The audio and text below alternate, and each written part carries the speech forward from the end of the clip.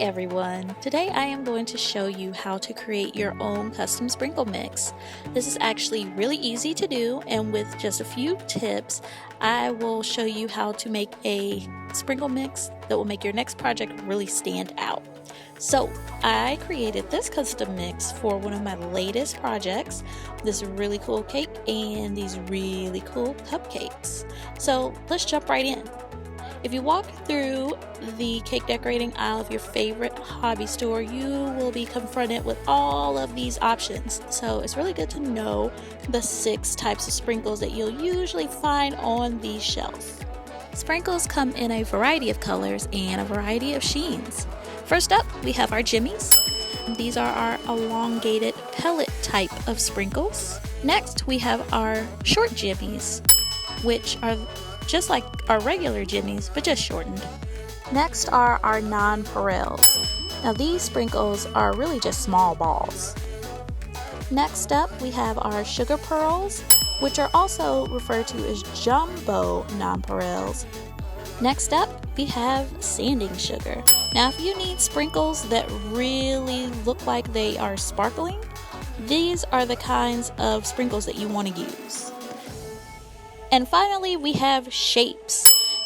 These are really easy to find in your basic shapes like hearts and stars, and more unique shaped sprinkles are available on a seasonal basis. Typically, you'll go into it knowing what colors you want to include, but if you are looking for some color inspiration, I like to go to Pinterest to find some really cool color combinations. I specifically have a Pinterest board that is all about color schemes. So as you're putting together your sprinkle mix, you want to start with your main color. So what you want to do is select tints and shades of that same color. You also want to vary your sheens within that same color, and then also vary your shapes as well.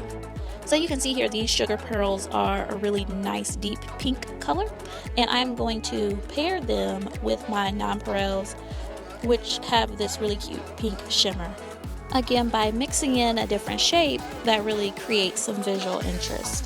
Finally, I'm going to mix in my pink Jimmies. You always want to include white. It really makes your mix pop, and you'll see this in action later. So let's talk about our supplies. Also have handy a large liquid measuring cup. Also a large spoon. And after we pour everything into the cup, the spout will really come in handy. Now what we want to do is go ahead and pour them all in. Because the nonpareils are very small, I don't pour them all in at once.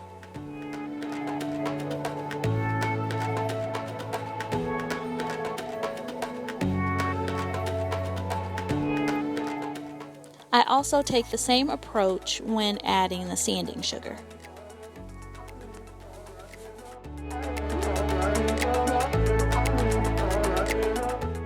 Now I pour in my blue. Now another important tip, if you have a secondary color that is totally different from your primary color, you'll want to start by mixing in a little bit of that color and then decide whether or not to add more. Really important to remember that you can always increase the amount of sprinkles that you have of this color, but it's almost impossible to remove specific sprinkles after you've mixed everything in.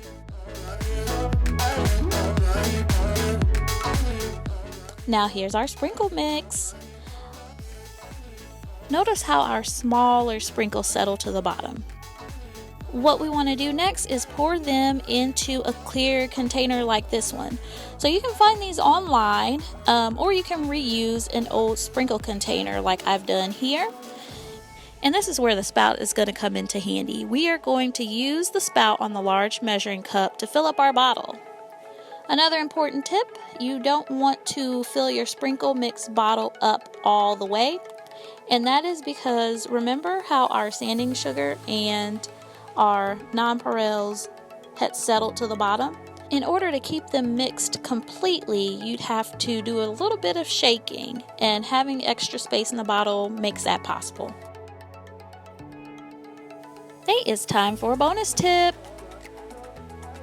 I'm going to show you guys how to transform your sprinkles by adding a pearl finish to them.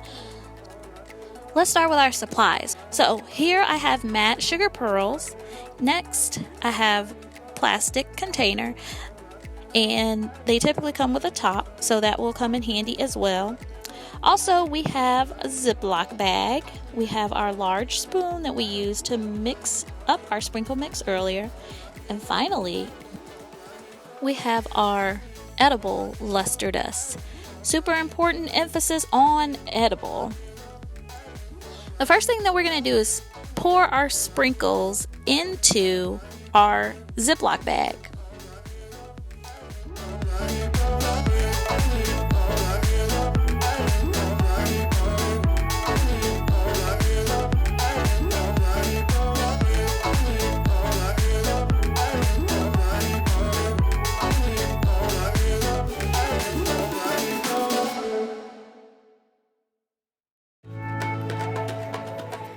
Next, we're going to pour in just a little bit of our luster dust. A little bit really does go a long way, so use your luster dust sparingly.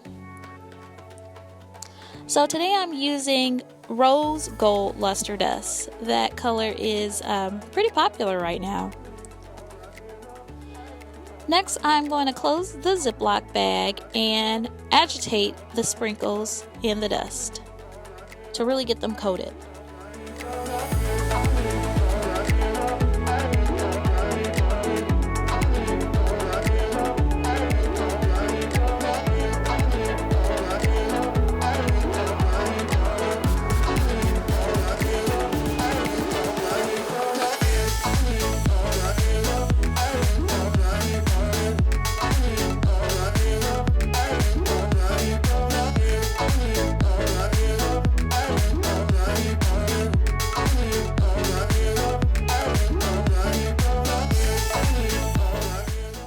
Finally, I'm going to use a spoon to transfer my coated sprinkles into the plastic container.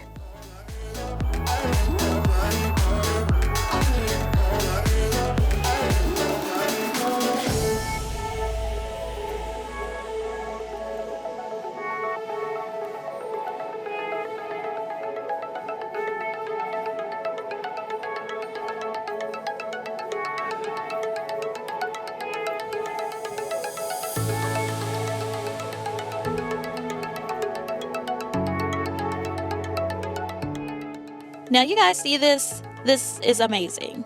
Here are the original sprinkles on the left, and on the right, here are our brand new rose gold sprinkles. Yay! With these few simple tips, you can create your own custom sprinkle mix for your next sweet treat project. Hey guys, thanks for watching. If you enjoyed this tutorial, please be sure to hit the like button below and subscribe to my channel. Also, make sure you hit that notification bell to be notified when I upload more great tutorials. Thanks!